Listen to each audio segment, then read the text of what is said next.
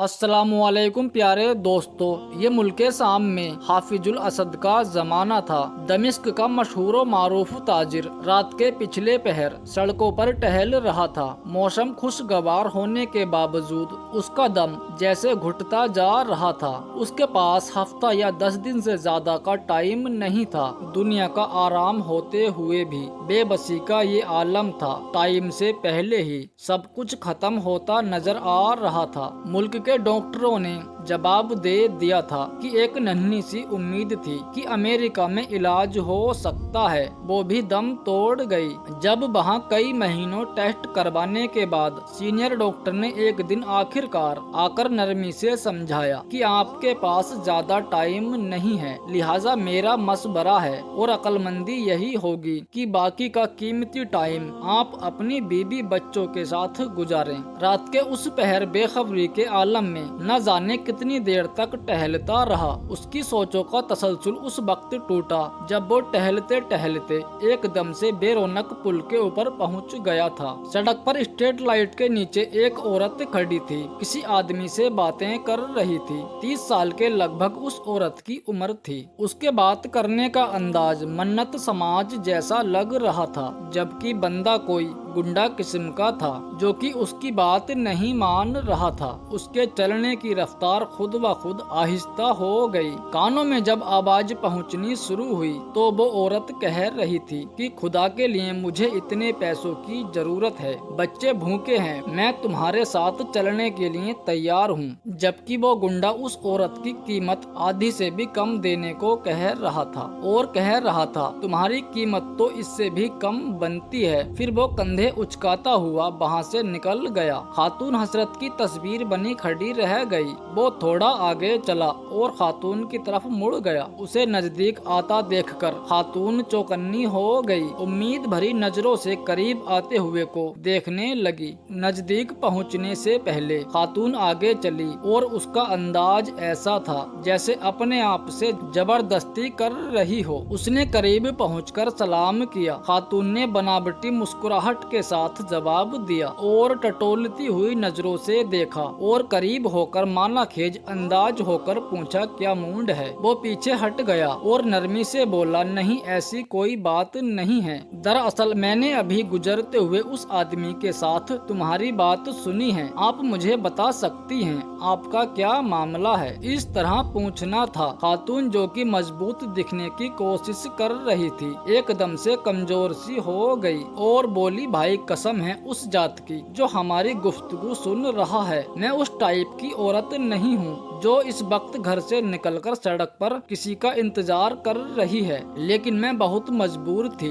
मजबूरी के आलम में इस वक्त इस जगह पर ऐसा लगा जैसे उसका दिल किसी ने मुट्ठी में ले लिया हो। उसने और नरमी से बोला दिलों का हाल तो अल्लाह जानता है, बहन आप मुझे बता सकती हैं क्या बात है। बोली मैं एक बेवा औरत हूँ, मेरे छोटे छोटे बच्चे हैं, शोहर को फोत हुए साल होने को है। शुरू में तो पड़ोसी रिश्तेदार कुछ मदद कर देते थे, लेकिन धीरे धीरे सबने हाथ खींच लिया है। घर में राशन नाम की कोई चीज नहीं है, किराएदार का सब्र भी खत्म हो गया है। उसने कल शाम तक की आखिरी मोहलत दी है, अगर किराया ना दिया तो सामान समेत घर से निकाल दिया जाएगा। मेरे पास और कोई चारा नहीं था सिवाय इसके कि मैं अपने आप को कहते हुए उसकी आवाज जैसे बैठ सी गई। उस मर्द ने जल्दी से दूसरी तरफ मुड़कर बहाने से अपने आंसू साफ किए और मुड़कर जल्दी से बोला बस बस ठीक है बहन कोई बात नहीं। इसके बाद उसने अपनी जेबों में हाथ डाले। उसके बाद पता चला कि जेबों में जो रकम है वो ना होने के बराबर है। वो जिस हाल में अपने घर से निकला था उसे तो कोई होश ही नहीं था। उसने कहा फिलहाल आप ये रखें और मुझे अपना एड्रेस बता दीजिए, फिक्र करने की कोई जरूरत नहीं है, अपने घर जाइए, इंशाअल्लाह ताला सब कुछ ठीक हो जाएगा। खातून भी यकीनी के अंदाज में उसकी तरफ देखे जा रही थी जैसे सोच रही हो कि उस पर भरोसा करे या ना करे। उसने फिर से यकीन दिलाया कि तुम जाओ एड्रेस बता दो। बस उसने आखिरकार एड्रेस भी बता दिया, फिर एक तरफ को चल पड़ी। थोड़ी देर खातून को जाता देख वो आदमी वापसी की तरफ मुड़ा और कदम उठाने लगा। घर घर पहुंचकर उसने काफी मिकदार में नकदी ली और ड्राइवर को बड़ी वैन निकालने को कहा। फिर खुद ड्राइव करते हुए शहर की सबसे बड़ी खुली दुकान पर पहुंचकर राशन लेकर उस खातून के एड्रेस पर पहुंच गया। बाकी की रकम खातून को दी और कहा सुबह किराएदार से वो खुद बात कर लेगा और किराए का मामला निपटा देगा और इंशाअल्लाह हर महीने मखसूस रकम आप तक पहुंचा दी जाएगी। इसके बाद बिना कुछ कहे और सुने बगैर पीछे मुड़ गया और खातून मूर्ति की तरह खड़ी हुई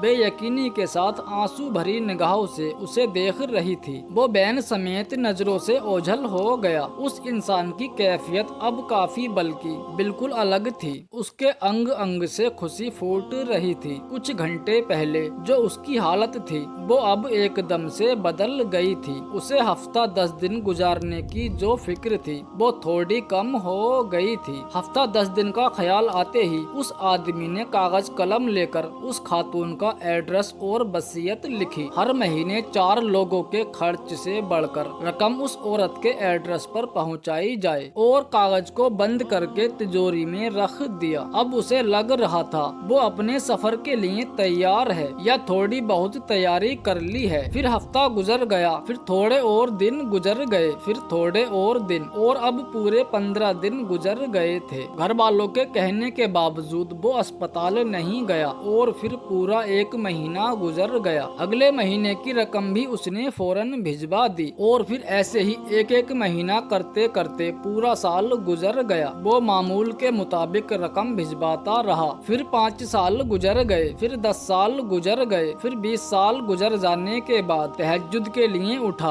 वुजू करके तहज्जुद शुरू की और सजदे में दुआ करते करते उसकी सांसें खत्म हो गईं। इस दुनियाए फानी से वो सजदे की हालत में खत्म हो गया। ये सच्चा वाकया यहाँ पर खत्म नहीं होता बल्कि इसकी असल कड़ी तो अब शुरू होती है। घर वाले जब सुबह को उठे तो उसको सजदे की हालत में मुर्दा पाया और अफसोस के साथ साथ घर वालों को इस बात की खुशी भी थी कि अच्छी और मुबारक मौत हुई है। खैर कफन और दफनाने के बाद औलाद का वसीयत और तिजोरी खोलने का वक्त आया तो वो बंद लिफाफा भी निकल आया जो कम से कम 20 साल पहले की तारीख का उनके हाथ का लिखा हुआ था और इसका मतलब था 20 साल पहले लिखे हुए इस एड्रेस पर रकम दी जा रही है। लिफाफा पढ़ने के बाद उनको पता चला कि वालिद साहब को फोत हुए तो 7 दिन हो गए हैं और वसीयत के मुताबिक रकम की अदायगी 7 दिन लेट हो गई है। रकम लेकर वो लोग उस एड्रेस पर पहुँचे तो